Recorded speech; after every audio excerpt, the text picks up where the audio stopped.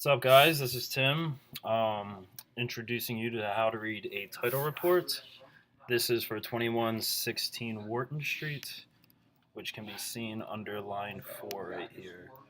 So, in this instance, the seller is just a person, Kimberly Brooks.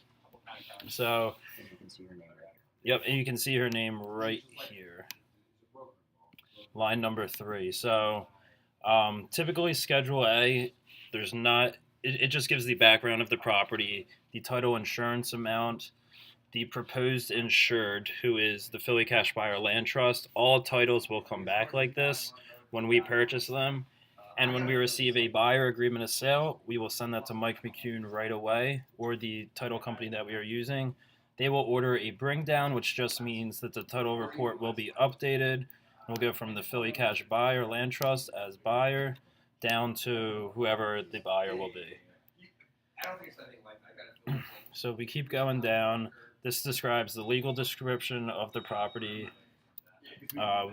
Don't need much reference to that. So Schedule B under all title reports, Section 1, is going to be where the bread and butter is of our title reports and where the information we need to clear them. So proof of identity, legal age, competency. I kind of just jumped down there, but a lot of this stuff is not necessary for your job in particular as a transaction coordinator. Payment of all taxes, water, sewer rents, and assessments. 9 times out of 10, the title company will handle this. They can pull the water from offline, or they can order the water payoffs from the counties. Proof of identity and legal age. You'll see the title company ask for IDs at the time of closing, so he covers all of that there. Now, there's 4 main things that we need to look at, which are taxes, which are right here, mortgages, judgments, and mechanic and municipal liens. There's also additional requirements down here, but let's start up here and go through each one. Now, real estate taxes in the city of Philadelphia can be pulled right off of the city's website. Again, the title agent will do this for you. Mortgages, we need to get an authorization form from the seller. Now, the authorization form needs to have the seller's social security number and also the account number of the bank. Once we receive that information, we have the seller sign off that we are allowed to talk to the mortgage companies. The authorization form will also be provided to you. Sorry, I missed that. But you will then send it to the bank. So you see right here, the amount of the mortgage was $52,000. From Kimberly Brooks. She was the one that applied for the mortgage. The mortgage is pay doable to H&R Block. Now, in this situation, you want to go and Google H&R Block mortgage payoff, and you should see a fax number or an email address where you can send the authorized payoff to. We need to make sure it has, again, the social security number, account number, and the person who is the mortgagee. So if we continue down the judgment section. Now, judgments pop up from time to time. A lot of the times the judgment is not against the seller who is our seller, but it could be of someone of a similar name. So we need to get the title company a couple pieces of information. First is the social security number, and second is the birth date. So when the list of judgments come up, the title company will be able to go down and it says the person's name and then either the last 4 of their social or the birth date. So if the birth dates or social aren't matching up, that means the judgment is not against that person. And this is something that the title company will do for us, but we need to get them that information as soon as possible so judgments can be ordered for those payoffs. Now, mechanics and municipal claims. As you can see, there's a water lien, and there's a couple other claims the city of Philadelphia filed against this property.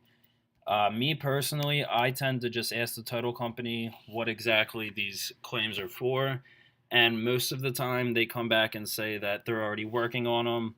Sometimes there will be a tax claim, saying taxes need to be disposed of. When that happens, that just means the taxes are going to be paid at closing. So always go back to the title company and ask for clarification on what these claims are, because as you can see, it just says CE0808. It's not giving us much information at all. So always go back, ask the title company, and confirm that it's being taken care of.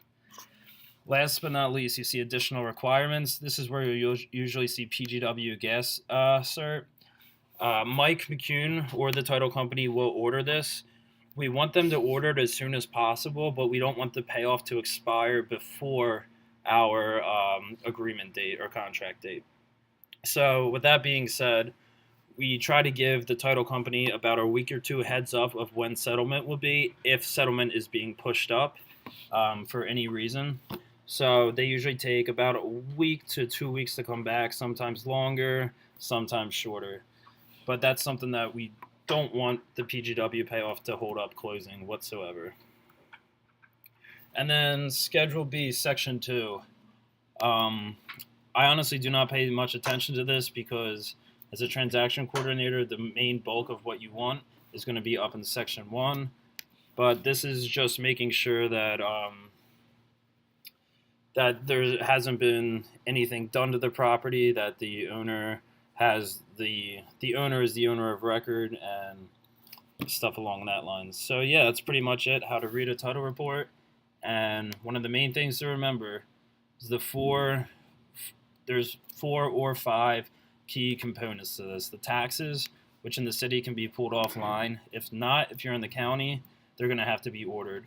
Mortgages, we always want to get a mortgage payoff as soon as possible by filling out that authorization form, or at least get the authorization form if we know settlement won't be for a couple months. So we'll have that information and then can use that to order the payoff later. The judgments, we need the social security number and the birth date.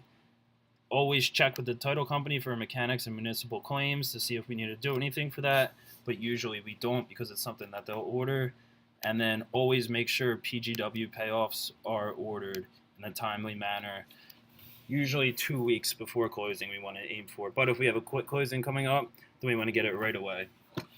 And yeah, that is how you read a title report.